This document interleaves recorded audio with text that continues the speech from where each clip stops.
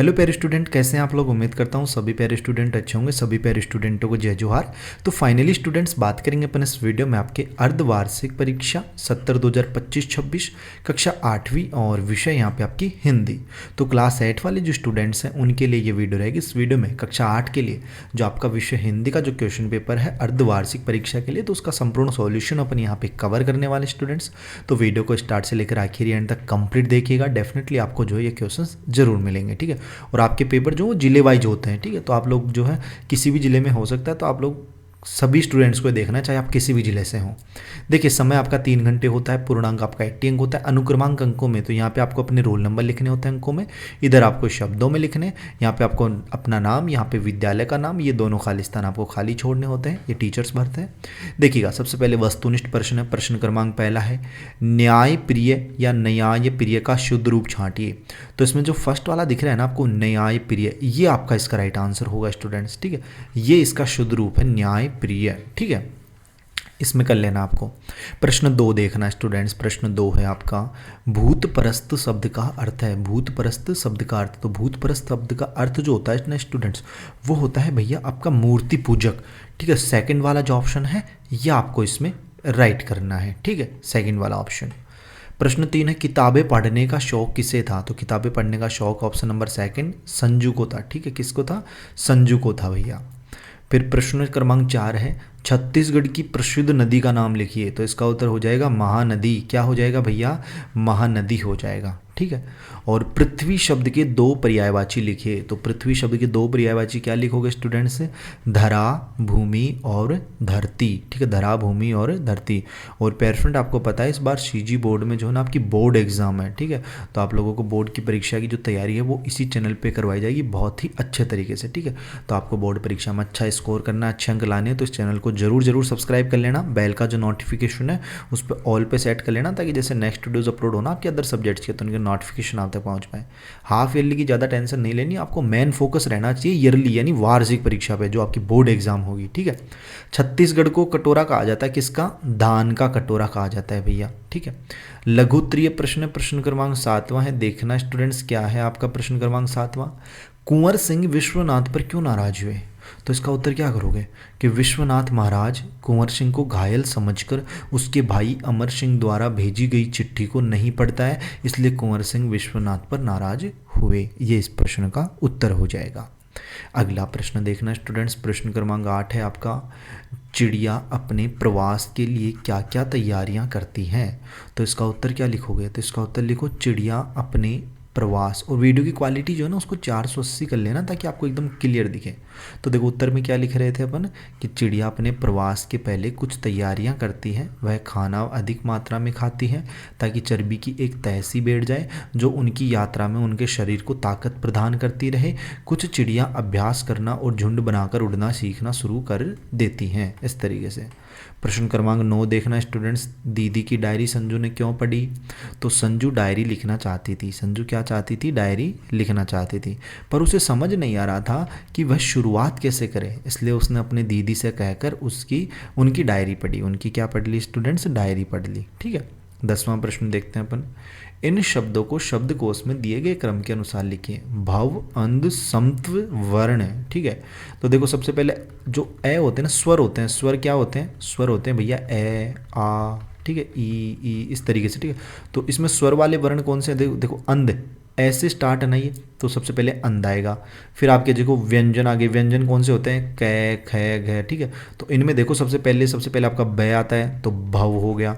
फिर आपका स आता है, समत्व हो जाएगा। फिर व तो लास्ट में आता है ना, तो वर्ण हो जाएगा। इस तरीके से इनको क्रम से लिखना था, ठीक है, कि मतलब पहले कौन सा वर्ड आता है, पहला अक्षर देख लेना, ठीक है, इस तरीके से।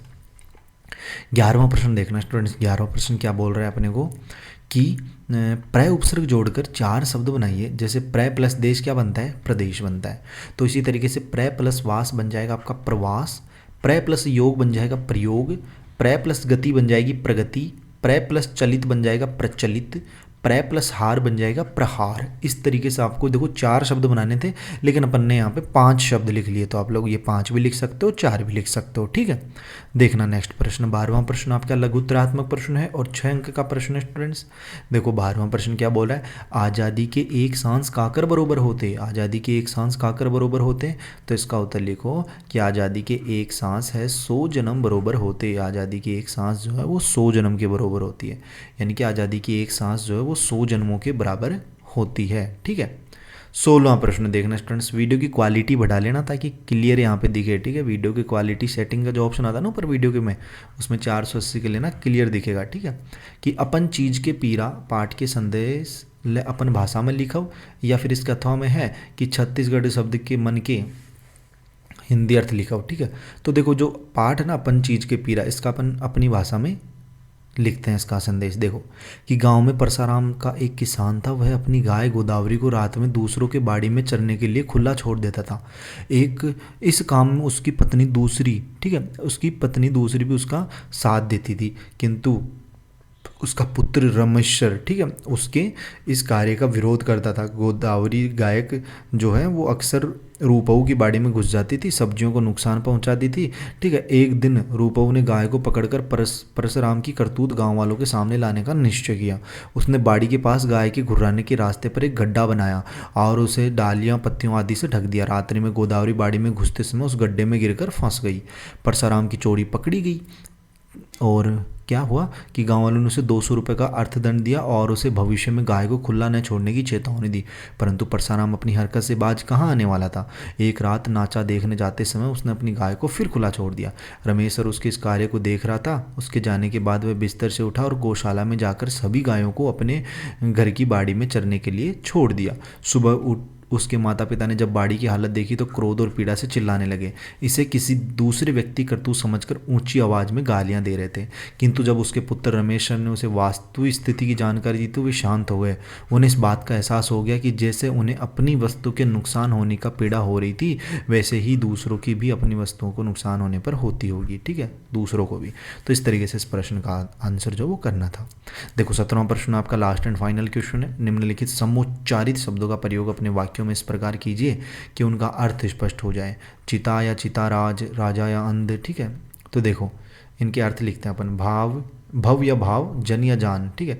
तो देखो एक चिता का मतलब इनके अलग अलग अर्थ होते हैं। जैसे एक तो चिता ये है, चिता ये, इसमें छोटी की मात्रा, इसमें बड़ी की मात्रा, लेकिन दोनों के अर्थ अलग है। बोलने में तो अपने सेम ही बोलते हैं, चिता चिता, राज राजा, ठीक है, अंध अंधा, लेकिन अर्थ देखो इनके कि जैसे एक चिता में होते हैं ना, चिता का मतलब होता है रात में जलती चिता डरावनी लगती है, और दूसरा चीता सबसे तेज दौड़ने वाला जंगली जानवर है, ठीक है। तो दोनों अलग अलग अर्थ हो गए ना।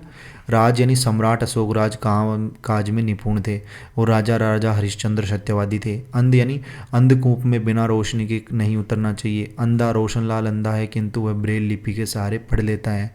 भव वाला लिख लो कि आज ऐसा कौन है जो भव रूप से पीड़ित ना हो। भाव सोने का भाव दिन प्रतिदिन बढ़ता जा रहा है। जन महात्मा गांधी जन जन के प्रिय नेता थे। जान शिक्षक के बताने पर बच्चे जान गए कि इंद्रधनुष कैसे बनता है। इस तरीके से आपको इन प्रश्नों के उत्तर करने थे। सॉरी अपन कौन सा क्वेश्चन छोड़ दिया, अच्छा 12वां क्वेश्चन ये था।